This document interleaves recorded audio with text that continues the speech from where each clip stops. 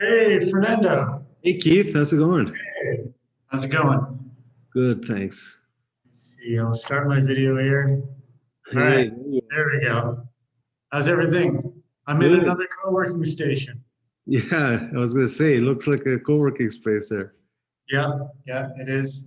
In Tulum, Mexico. Oh, So nice. yeah, another place where I still can't speak the language. I'm better though. I have, at least I know some words now. Yeah, So so awesome. um, let's see. I'm just getting set up with the deck right now. And then, Hi, hey, Carmen. how are you? Good, good. Thanks. How are you doing?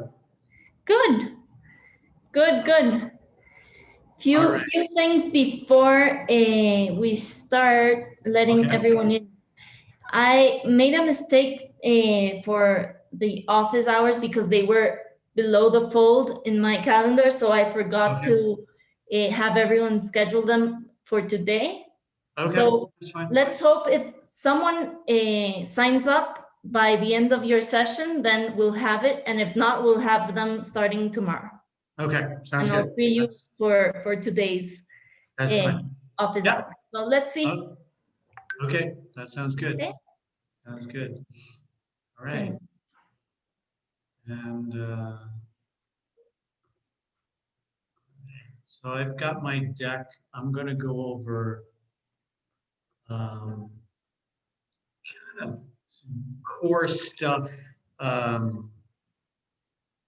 decided to leave tactics out of it after looking at all the different sites. Um, everybody's sort of in a different place. All the startups are in a different spot. So, but I will, as I go through it, I'll try to remember, the startups that I'm talking to, and see if I can make things more relevant for them. Fantastic. Yeah, and just feel free to use the space as the in the way you'd like. Yeah. You can have them interrupt you or not, Okay. however you feel more comfortable. Okay. I'm actually just going to go run and get my water if you don't mind. I realize I forgot it. I'll be right back. Okay.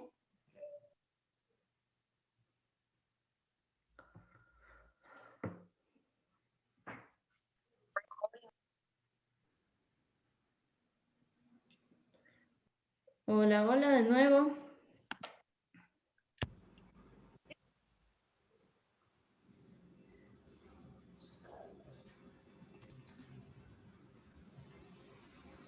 Hola, ¿cómo están? Te mandé por WhatsApp. Hola, ¿qué tal con todos? Tal. Rápidamente hasta que Keith regrese, que fue a tomar algo de agua.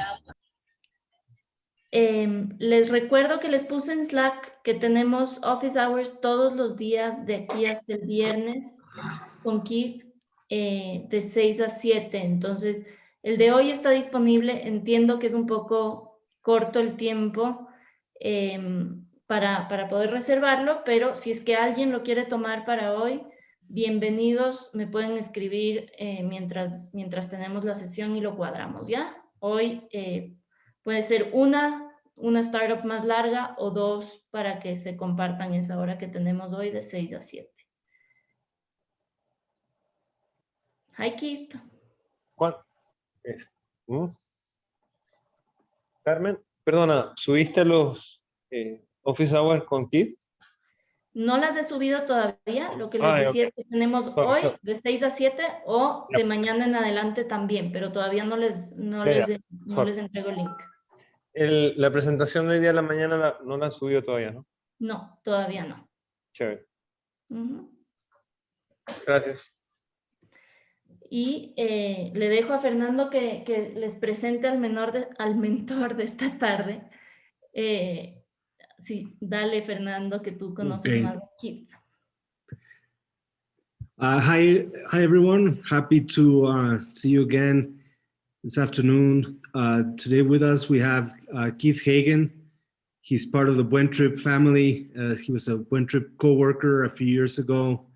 That's how we met. He's an entrepreneur.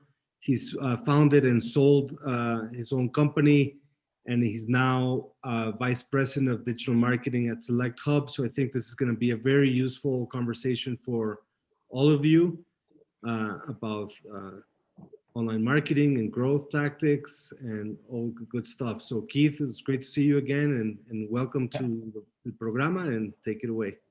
All right, great. Thank you, Fernando, and thanks for having me. I love my time there at Blomster. It was awesome. Let's see. Let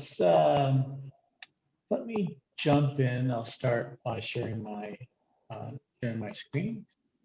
Take it to a deck that I prepared, and we'll start there.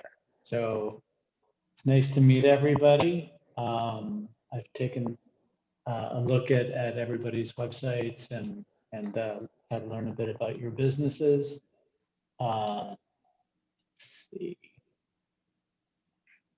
All right, so this is my specialty, conversion optimization. Conversion optimization, I'm going to take a quick seat here. All right. So Conversion optimization. Let me go through a bit of background with you guys as to who I am and what I do. So the first, my background, typical, I started off in journalism at my school, university in Canada, and I quickly found a new major, and I chose psychology, sociology. And part of that was usability. And it's the first time I was ever exposed to anything related to that. Then after university, I lived in England for a couple of years. And towards the end of my stay there, you'd have to take yourself back to the mid 90s, but restaurant menu systems were being digitized for the first time. And I got to see really the first bit of digital usability ever. And I'd left Canada a couple of years earlier. And by the time I saw this, I'd been without internet. England was a couple of years behind Canada in terms of online. So while my peers and friends in Canada were all on Yahoo, I had yet to even see what a Windows platform looked like. So my first exposure was of these restaurant menus, and it pretty much set a good tone for me. I decided to go back and do postgrad. You know, when I was considering what postgraduate work to do, I totally shifted gears and decided to go into IT, which I did. Came out a couple of years later from my postgraduate period, and I as an internet software engineer, which led me to the US. So I immigrated to the US. I learned a lot of jobs in Canada in the late 90s, which Fernando might remember was a booming time for America, but Canada not so much. And then from there, I settled in at a large company called Gates Corporation. It was a large manufacturer, still is, and it I started off there as an internet developer. I got to cut my teeth on just about everything that they wanted, and after a couple of years, these were early days. After a couple of years, I was running everything related to IT at the company, and I did that for about 5 years. So the first CRM system that they had, I created. The first HR system they had, I created. The first you know, you name it, everything was going online and everything was custom development. The first email campaigns that went out were during that time. So it was a very formative time, and I got to learn how to do everything. And funny enough, 20 years later, things haven't changed that much. So let's see. I left companies. I left large companies, and I went on to consulting. And the consulting that I did led to me founding a consultancy that then got acquired by a larger agency, and that allowed me to exit. And actually, I was in Bond Trip when I was just transitioning. I was doing a 2-year workout from that sale, and it was a great company I worked for, Inflow, and I stayed there actually even a couple of years additional, just because my team was so fun and I was having a great time. But eventually, I left to disrupt Gartner. So if anybody's familiar with the behemoth Gartner, they're a research and analyst company that essentially, tells you what software you should buy. It is the bottom line. And so what I'm working on right now is to bring that into the 21st century and make it data driven and do what Gartner probably should have done 15 years ago. But so that's me then and now. There's some things that I'm going to share with you guys. And before I go on any further, I want to make sure can everybody hear me well? Am I Well, coming in clear? There's like a little bit of a background noise with your mic. I don't know what. With echo? Okay. You know what? I'm going to do this. I'm going to put.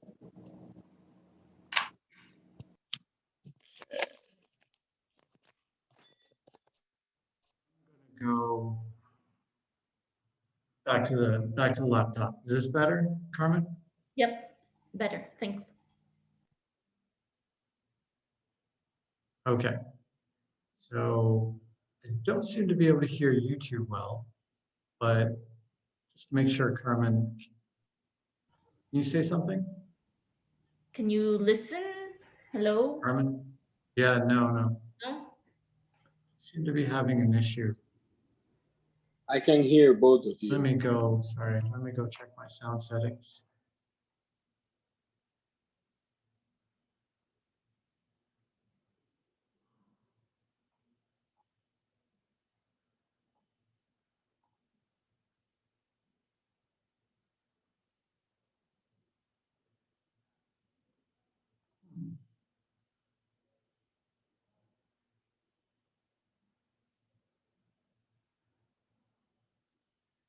Should be working. I might have to go back to my earbuds. Don't worry. Go back. Sorry about that. Okay.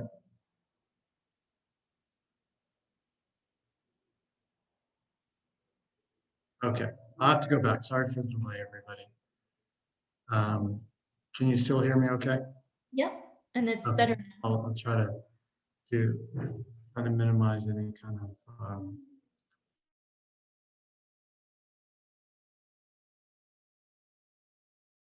The themes I want to talk to you guys about today is one is servant capitalism. That is where you do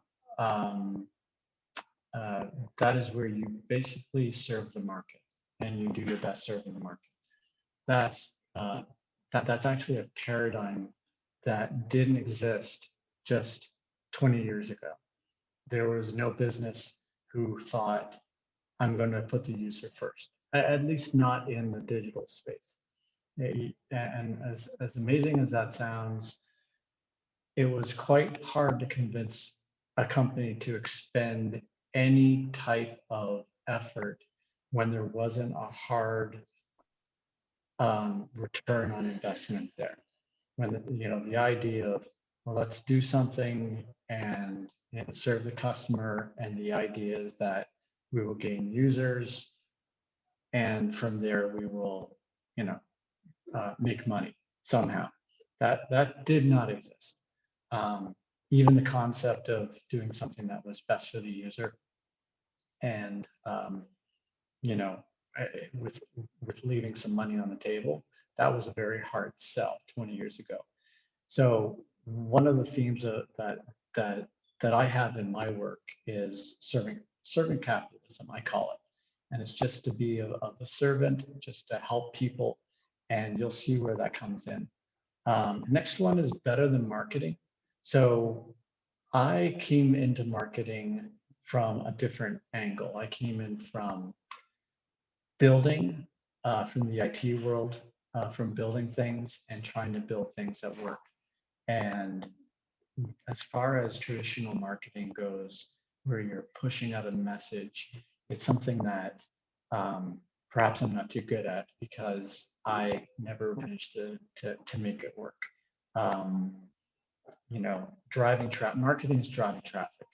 I've always been better at building something that converts traffic and attracts traffic, not something that drives traffic. So traditional advertising isn't something that I've ever been that successful at. So I like to talk about things that are better than marketing, because marketing can get quite costly quite easily, but I'll go in more in that. The next is with continuous improvement. So that's really been a theme of my entire career, is how to continuously improve things. I rarely have I walked into a project and had the luxury of starting right from the beginning. It's something's already been built. There's already dollars coming in. We can't risk losing those dollars. We've got to keep things going and build a better ship within, build the ship while we sail. And so continuous improvement is something that I think, as soon as you release your first product, you're now in the continuous improvement business, not so much in the startup business anymore. And there are pivots, but usually most pivots are involving leveraging something you've already created. So it could arguably fall under continuous improvement as well. So in order to I should say success intersects when you create and optimize for buyer mindsets, what matters, and buying cycle. So let me explain. There are 4 different mindsets that somebody will have at any one time. And this is really important. As you look at your online properties, or even your Facebook page or your app, anything that you're going to be sending buyers in there to look at, prospective buyers, they're going to come in with a certain mindset. And that's the mindset that you have to deal with. They can be methodical or analytical. So methodical, analytical, these guys because they are the ones who are looking through every detail. You've got spontaneous, you have humanistic. We'll go more into each of these, and then you also have competitive. So buyers' mindsets are very important. Understanding what the mindset of the person is when they're on your property.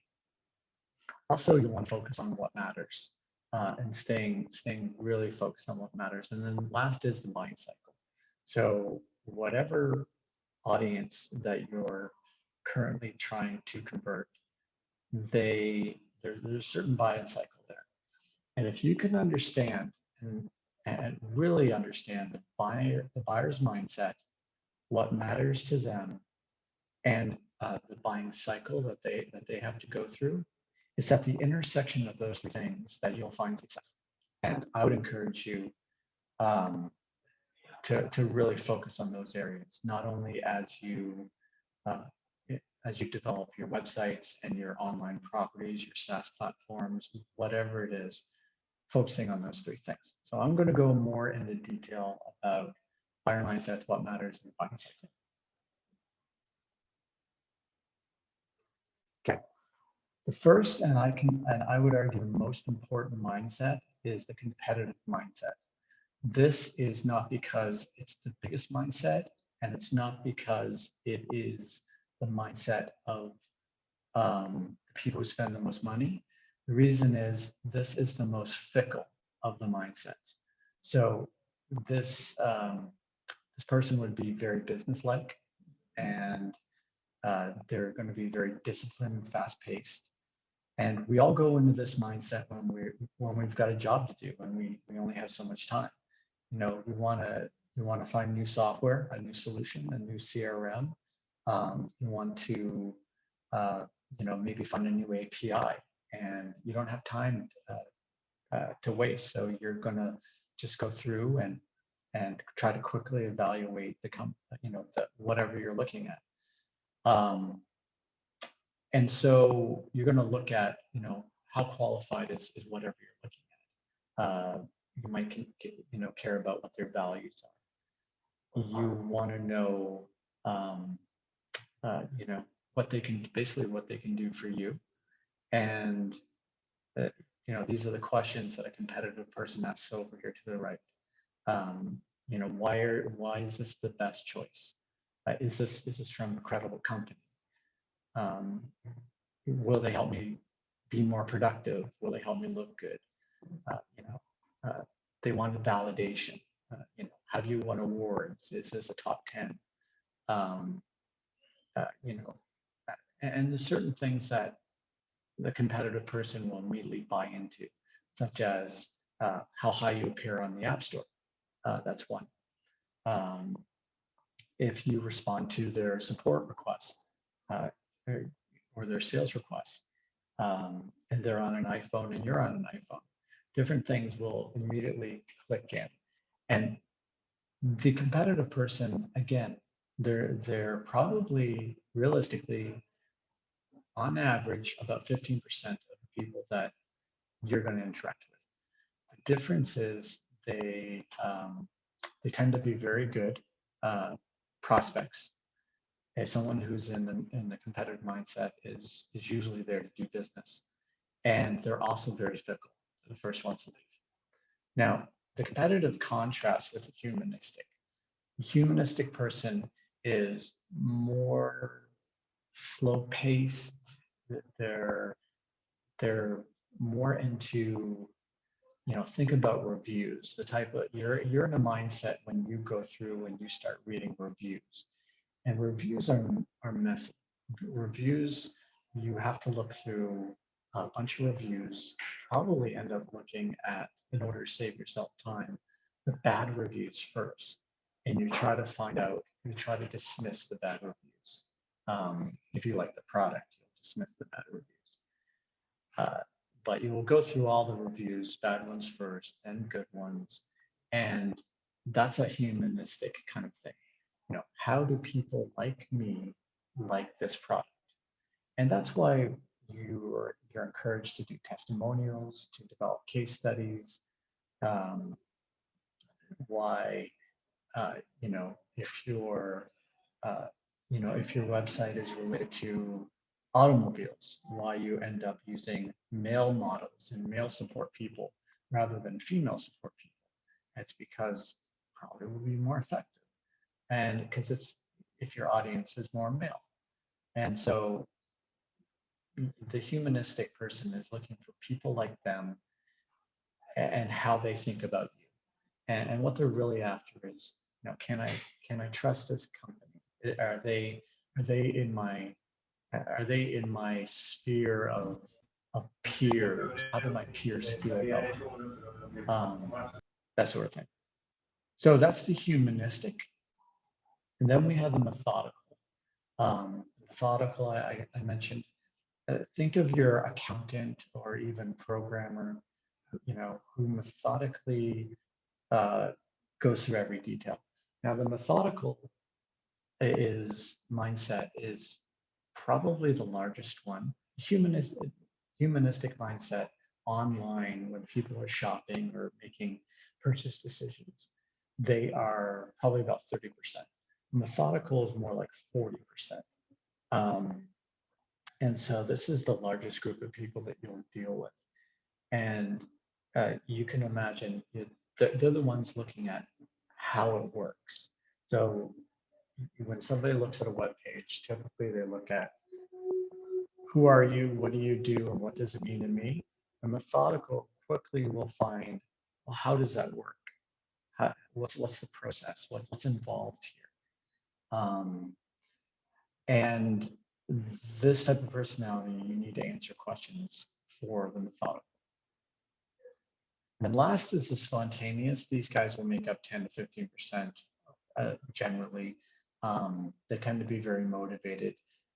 They usually have a lot of background baked into their spontaneity, meaning that if somebody's spontaneous, they're usually very confident in being spontaneous, whatever it is. You might see a teenage boy running out, online shopping, and within 5 minutes of shopping online, he's found the perfect pair of $300 shoes. And it's like, wow, he's spontaneous. No, that boy was looking at photos of shoes, talking to his friends about shoes, nonstop for months, and he knew exactly what he wanted to buy.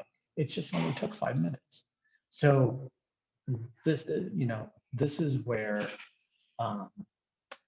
the spontaneous can be a little. If you look at your analytics, it can be a little misleading.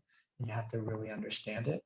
spontaneous is actually a lot smaller than we think, but they do tend to be fast paced. They're just less disciplined, and they want to know, get a few things answered.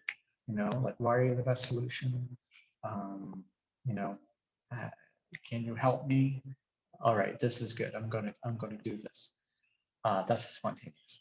So these four mindsets: competitive, humanistic, methodical, and spontaneous. These are the mindsets that any one of us can be in when we're looking at for things. So, and the mindsets will change the more consideration that a product requires. So if you're selling a subscription to SaaS software, there's going to be a lot less spontaneous. If the value of your product is extremely high, there's going to be a lot less spontaneous. And that's where the methodical is going to take over the humanistic and the competitive. So with those mindsets in mind, let's go over what matters. So if you want to be successful, selling, if you want to be successful marketing, if you want to be successful attracting traffic, you have to answer questions. And it doesn't matter how you do it. So a lot of people think that content is king, and that's bullshit. It doesn't matter. If anybody thinks content is king, go type in used car parts right now and in Google and see that the #1 result. Now, used car parts is one of the top 10 searches on the internet in the US. People tend to try to fix up their cars a lot. So used car parts is, you have to exclude both religious and adult content to get that top 10, but it's one of the top 10 terms. And used car parts, if you go to the website, you'll see that there's no content on that site. There is, on the top result, which should be car-part.com, I believe. And this is a phenomenal site. It has the best tool for finding car parts. And it's ugly, hasn't been updated since like 1999. But it is a portal into the best database. And this information that it has is extremely hard to find because the car manufacturers don't want you to be able to figure to know what car part goes with what car. It's not in their self-interest. So they hide that information. And you literally have to backward engineer what parts go on to what cars. And there's a whole database industry based on this, and the best database is exposed, on a site that really looks bad and has no content. So if you want to answer to the question of how do I get to be #1 on Google, your best chance of being #1 on Google is developing tools, not content. Tools are going to get you #1. Content might. If it's really good content, and that's what's going to answer questions, then that'll work. Currently, Select Hub, the company where I run marketing, we have full-time 72 people that are dedicated towards creating content and data. And we're, we publish every week, we publish about 200 pieces of content, long form articles. And they do well. But we are working furiously to collect the data that we need to fuel our tool and expose our tool. And that is having much better, and we're in the places we're doing it, it's having far more success with search engine optimization. So tools are the #1 way that you can probably answer questions. If you're going to do content, you want to think in hubs and spokes. You might have heard pillar and cluster. And what that is you want to go after your big term. Let's say it's, electronic health software or health record software. And you want to be the number one for that. Well, you've got to create a lot of content that covers the entire topic, and every one of those needs to link back to a master page that delivers the promise of whatever that main keyword is. It might be best EHR software, and so if you want to be number one for best EHR software, then you've got to have a list, maybe a leaderboard, quadrant, something that shows what the best software is, and then you have to have all these articles that surround it and that link into it. That's how you get to be number one. It's a lot of work, and content is great.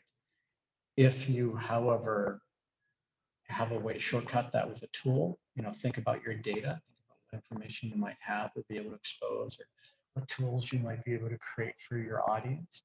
The tool will always answer questions better than content. Okay, so the next thing I want to say is, when you're trying to answer questions, this is all people want. This is your way to sell, your way to be discovered, is to help people answer their questions. And you can use Google as a tool. What I would recommend for just about everybody on this call, and I look through your websites, it looks like you all have a lot of terms on Google that you would like to dominate. And this is probably in Latin America where you want to dominate. But the way to do it is to really, you might be thinking, I don't have the money for the tools for this. Let me assure you, you don't necessarily need the best tools. You don't need market news. You don't need Ahrefs. You don't need SEO Moz. You can get by just by using Google. And what you do is you want to read the top results and understand why it's on top. And so that means actually really reading what's on top, and for whatever keyword you want to place on. If you read the top 4, top 5 articles, and you understand what they cover as a whole, and you write something that does it all, that's your ticket to being on page 1 and eventually to being the number 1 result. You have to remember, Google does not think in terms of what is the best page. When you take a look at Google's number 1 through 5 results, more specifically 1 through 3, Google isn't looking for the article that answers the best question. Google's looking at a set of articles. It's saying, okay, my top 3 results have to cover everything. And so I'm going to find the best 3 articles that cover everything. And so the second article may not, the second result on a Google search engine results page might not be the strongest article, and it might sit there for a long time. And you're like, wow, why did I go from number 3 position to number 1 position if you're optimizing your article? Why didn't I go to number 2 first? And it's because 2 might answer something really, really well. And Google wants to have it there because Google doesn't look at content in isolation. It looks at sets and says, how can my top 3 results answer everything this person could possibly do? Which puts us all at a disadvantage when you think about it, because if you want to compete on Google, you have to get past that. The users have to get to your articles from the top 3. And this is where long tail keywords come in and that sort of thing. And the good news is keywords are dead on Google. You don't have to worry about keywords. If you write And I know that sounds like what? Keywords are dead? Yeah, Google doesn't look at keywords anymore. Google looks at intention. And you still need to use keywords because you're still a human being who speaks a language and you still need something to work with. So keywords are still there.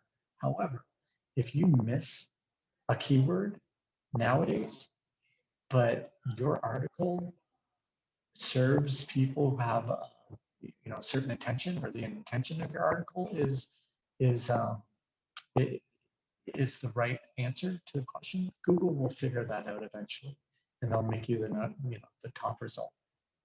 So again, it goes back to understanding why the top results are there and then trying to outdo them.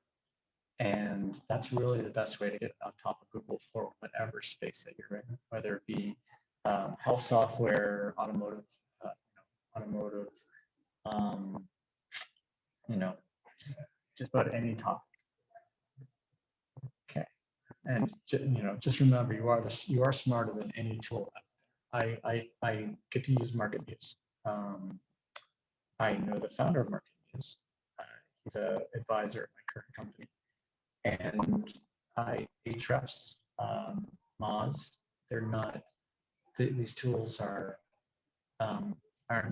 going to get you a better result than just figuring out what you want to go after and learning about it. Okay, so get good insights quickly. Oh, sorry, yeah, go ahead. I'll open up the questions. Yeah, it's just that I think your mic is getting worse and worse. So maybe you can unplug it just until you finish your deck, and then you can reconnect them once Sure. you have to listen to us. Thanks. Okay, yep. Thank you, Carmen.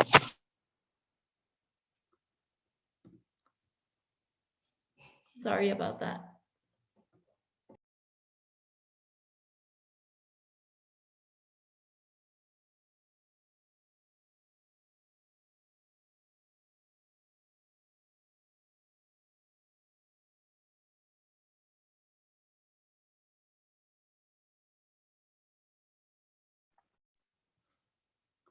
Lo perdimos.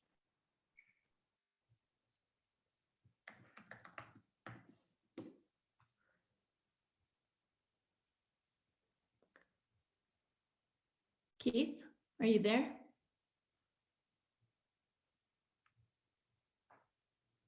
Está hablando, pero no lo escuchamos. Tiene que desconectar de Bluetooth los audífonos y ahí se va a conectar automáticamente a la laptop.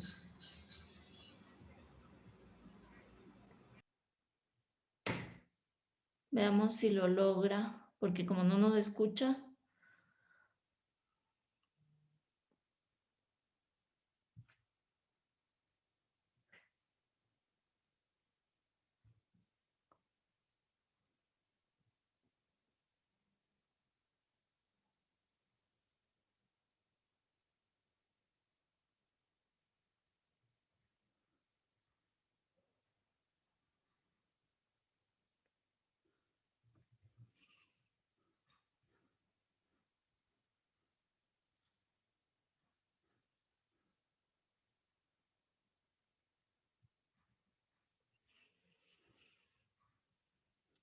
Tengamos paciencia un ratito.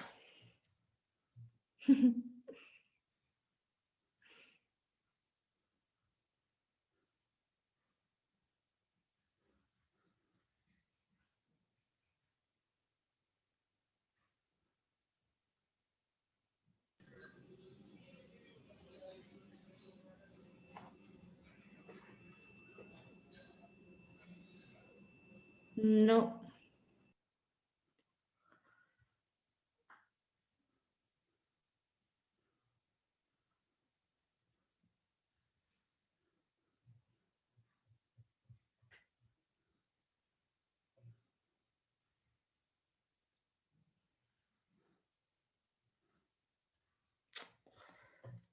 No está viendo el chat.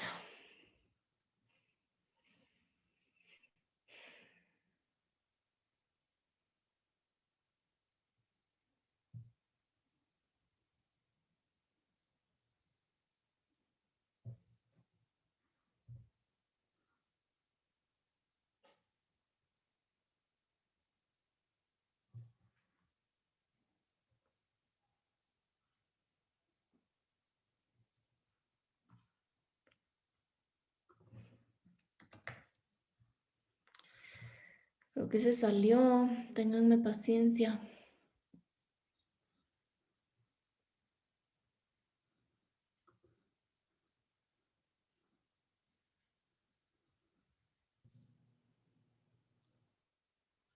Keith?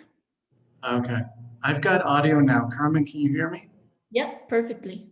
All right, I think that was just something to do with Zoom, and as I switched, so let me start again. I'm going to share my screen again.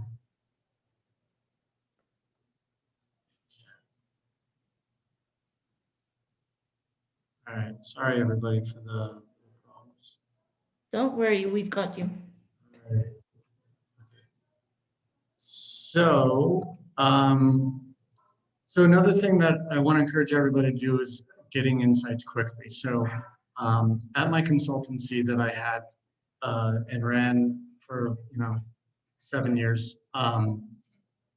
the thing that made it possible to handle 30 different companies at the same time for each consultant was the fact that we got insights quickly. So we would optimize sites and businesses through online, through continuous improvement, and we ran a lot of tests. So I've run over 3,000 A/B tests in my life, and it's just because I was crazily running around for so long testing things, and my win rate was about 80%. And you have a good win rate when you have good insights. And so, there's a lot that we could say about audiences, and you guys, I'm sure, have been just overloaded with good advice about find your audience and talk to them and get in touch with them, and all that is true. So I'm going to take that as granted that you're trying to get close to your audience, you're trying to get time with them, you're trying to solve a problem that they have. So ways that you might be able to get insights about what you've already created is my favorite is user testing. That's always been a go-to for me, and it still is. If I want to see a site through a site or a SaaS tool through someone else's eyes, I set up a user test. And there's Try My UI, there's some for just for apps, but you can also just do Zoom meetings if you want to go one-on-one with somebody. But get more people using it. User testing will get you through. And that's probably the best way to get clear insights is user testing. It's probably the fastest and the least amount of work, to be honest.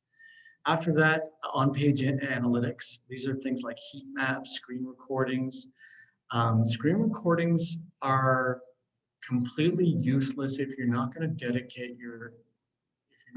dedicate hours and hours of looking at hundreds of screen recordings. I'll tell you that right now. You need to be willing to methodically look at screen recordings based on landing page, pages that they go through.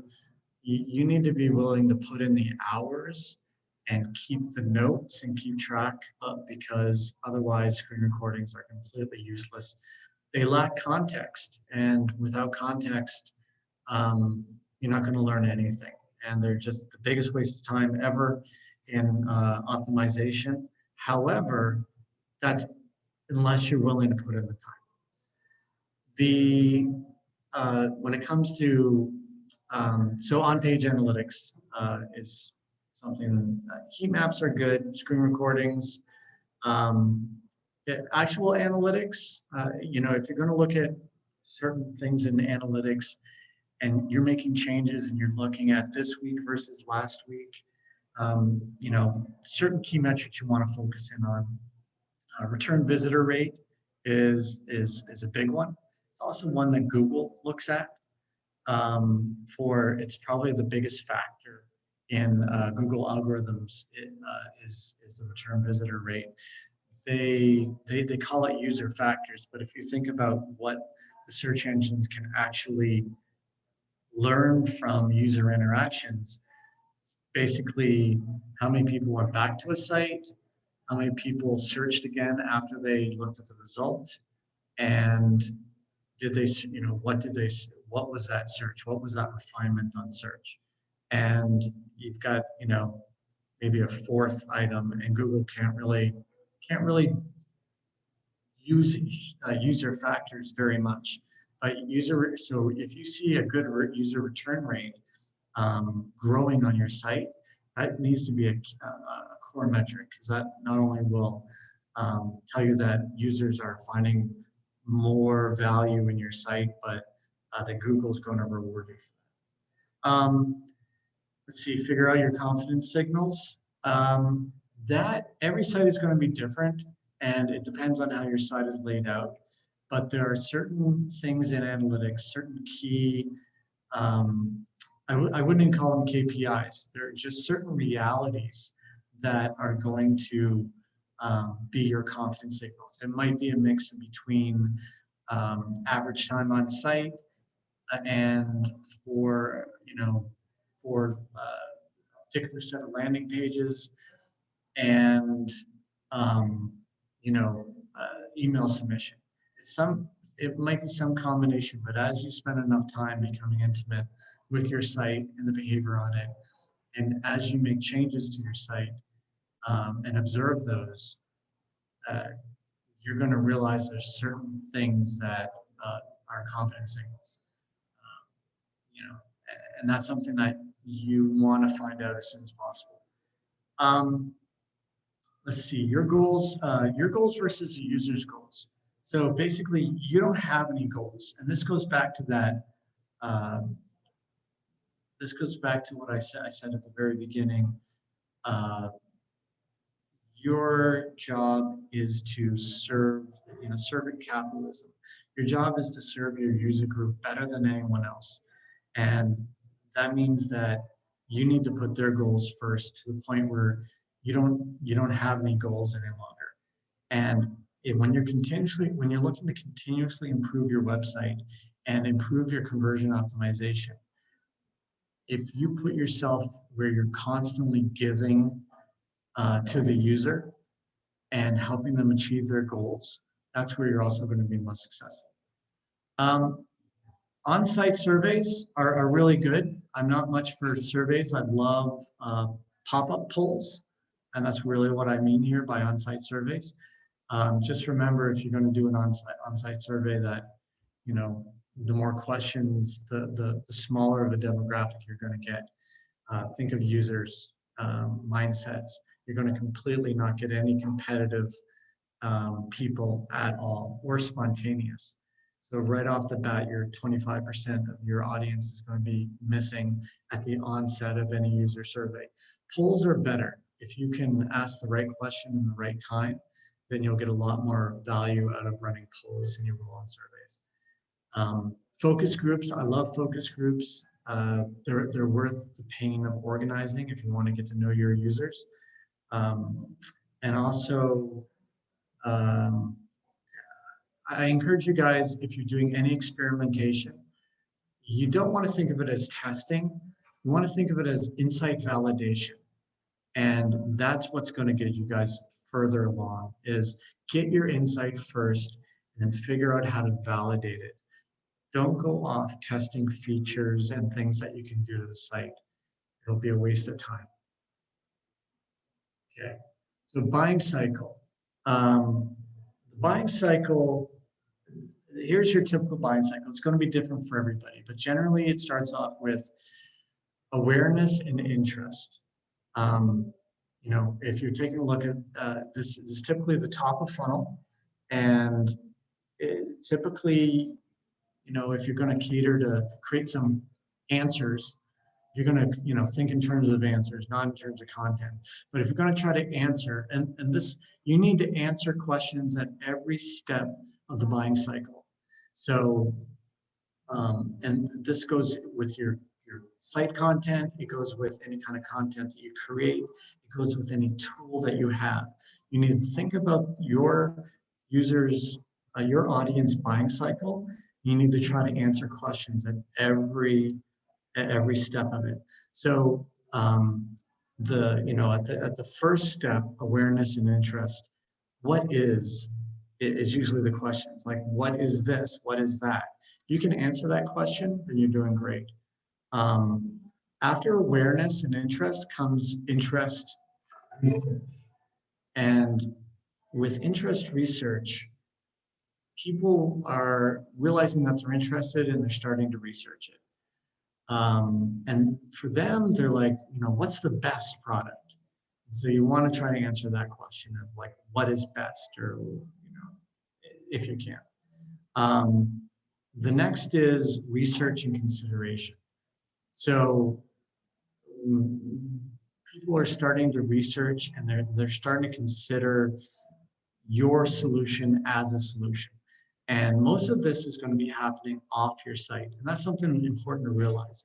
You can try to tailor your site and your SaaS tool, your experience, but you have to remember most interactions are happening off of that, and that you're just a piece of it. So you need to make sure that whatever you're creating can help people get onto the next stage. So if somebody's coming into you if they have interest and they're starting to research, you want to give them the answers they need so they can go on to considering you as a solution. And that's how you need to think about every segment of every page that you have, is how does this help the user get to their next step? Let's see, so after consideration comes intent. And this is where, when we talk about higher purchases and more complex sales, this is where people spend a lot more time, the majority of their time. And then after they've really established their intent, they start to evaluate. And you might think evaluation and consideration are the same thing. Somebody will consider your product without evaluating.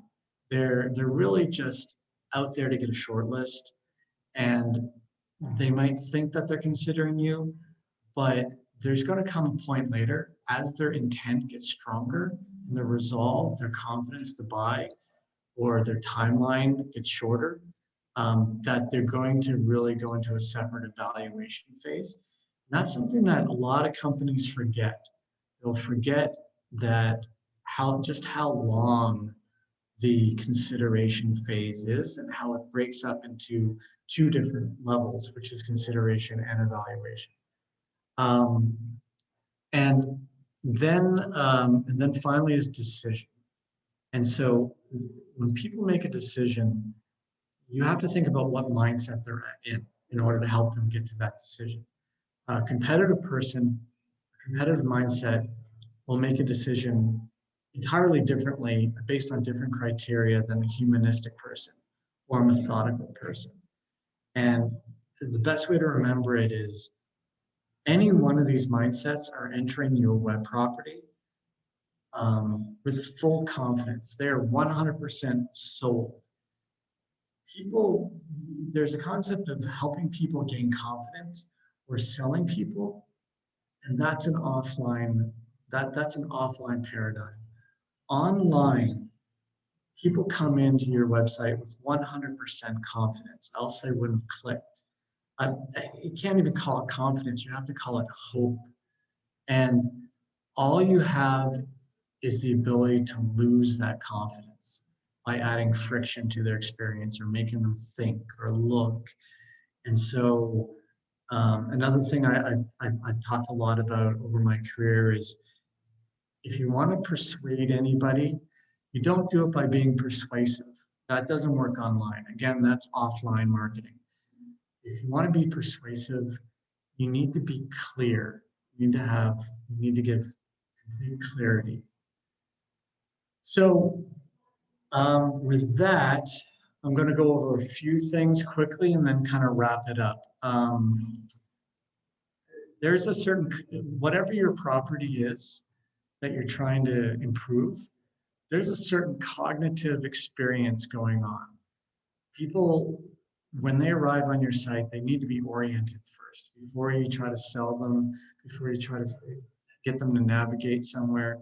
They need to just be basically oriented as, who are you, what do you do, and what does it mean to me? This is your opportunity to disrupt their previous line of thinking.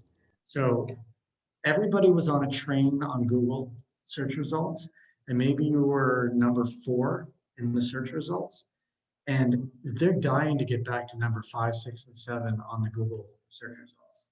So this, when people get oriented and they arrive on a site, they're looking for a reason to leave. They're trying to get their business done, but they're also trying to, like, mentally, subconsciously get back to that long list of opportunities that they have to go through, and or may have to go through in order to find out what they want.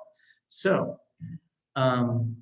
we have an opportunity to disrupt people in this first 3 to 8 seconds of, what does it mean to me? And if you can answer that question of what it means to them, that is going to be really, really powerful. You might, and I really hope that you guys, I really hope I get some time to spend with you guys, because this is, when you take a look at your bounce rate, this is what it is. Your bounce rate can go from 70% down to 10%. If and you have to realize what bounce rate actually means, but you can get people to stay on your page longer and give it your site more of a chance. You just do orientation properly, and you can't think of your homepage as a landing page. Most sites are getting 10 to 20% of people just visiting their homepage, let alone landing on it. So, anyways, orientation on every page. Answer these 3 questions. The next job that you have after orienting someone is to help them with navigation. How can they get to their answers? That's all they're thinking. You can't do everything on one page, so you pretty much have to say, hey, this is who I am, this is what the site does, this is why it's important to you, and come over here. This is what you're going to want. And this, if you do navigation well, and if you introduce your navigation well, you're going to re-anchor people, which means you're going to get them off of that to-do list from Google, and you're going to give them a new place, a new rabbit hole to go down. And that's going to keep people on the site. I can see, sometimes I see 200-300% increase in page views.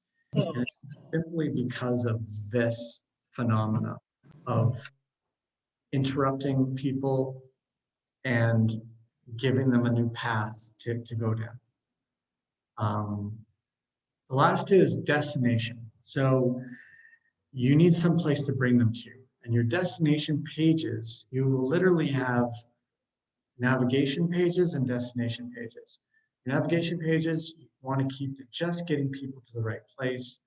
It may only be one page, but when they arrive at the destination, you have to keep your mindset and the buying cycle in mind.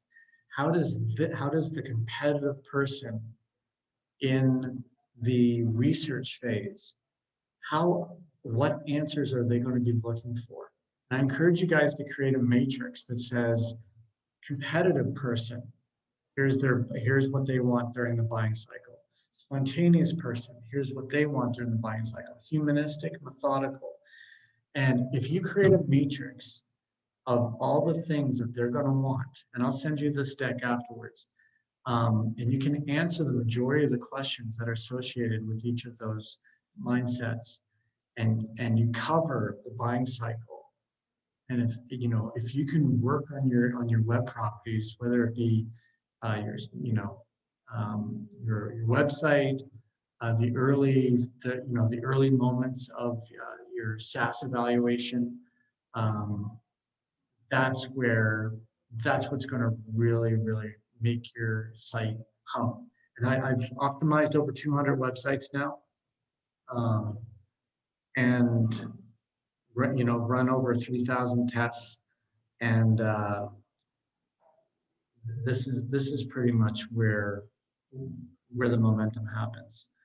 The last thing I want to leave you guys with is the fly mentality. So I mentioned that most of the buying cycle happens off your site, and very rare for any more than 50%. You'll have people who are new to your site who convert. Pretty rare that makes up any more than 50%. If you probably follow your revenue, it probably will make up no more than 20 or 30%. Vast majority of money and leads and purchases are made by returning visitors. And this leads us to the fly mentality.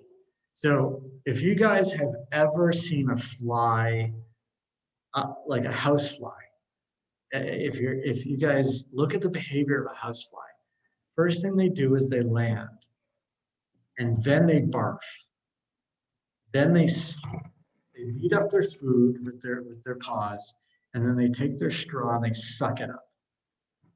And that's how people operate online. So the first thing they do is they land. They go somewhere. Next thing they do is they puke. They invest some time. And then they beat it up. They go through the consideration stage and the evaluation stage. And then they suck it up, which is the purchase. And if you ever want to if you're ever being bothered by a fly, let it land on you. And then when you make it go away, cover that spot.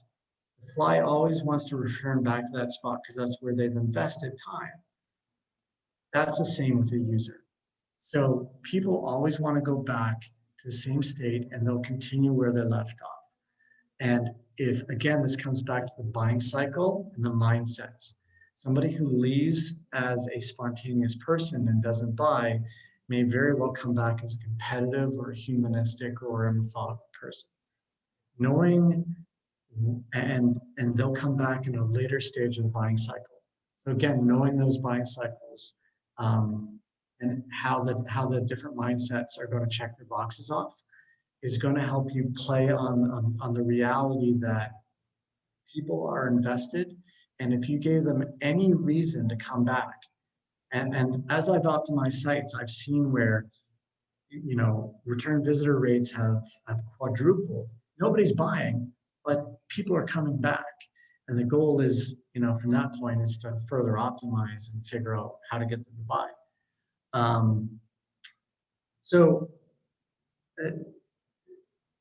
You never want to dismiss, and I've gone 3 minutes over, I'll wrap it up with a simple statement. You never want to dismiss a user just because they've left your site. Most users aren't going to be important until they come back. And again, figuring out the mindset and really plotting a map as to their buying cycle and ensuring that their experiences, that you cover their experiences, that's your key to success. That's your key to traction. So that's it. Any last minute questions? Sorry, I know I went over. Thank you, Keith. Thanks so much. I don't know if any of you guys have questions for Keith. Maybe, Keith, I have a question for you. What would you like to see on the side of the startups as a first step for their office hours? So what do you think is the best way for them to take advantage of a possible half an hour or an hour with you in order to start optimizing some of their... Sure, yeah. I'd like to hear them explain to me their the buying cycle of their users, of their primary, maybe first primary user, maybe secondary audience. If you've got more than 2 audiences, then you've got another site. Basically, you can't optimize for more than 2 audiences. you can try to group everyone else together in that second audience. So I'd want to know what the user, I'd like to know what the buying cycle is for their audience. I'd like to know, you know, I think that's the main thing that I would want to know is what is the buying cycle of their primary audience. That's gonna be the starting point for the whole conversation. So if they could cover that in say 10 minutes, then I think we'd have a really productive next 20 minutes. Great. Does anyone have a question, or do you guys have to run to other meetings?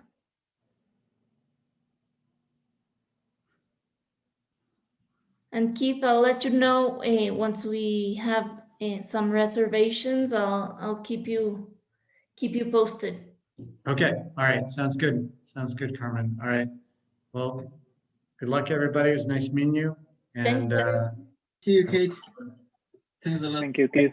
Thank you, Thank Keith. you. Miami. Thank you. Bye. Bye.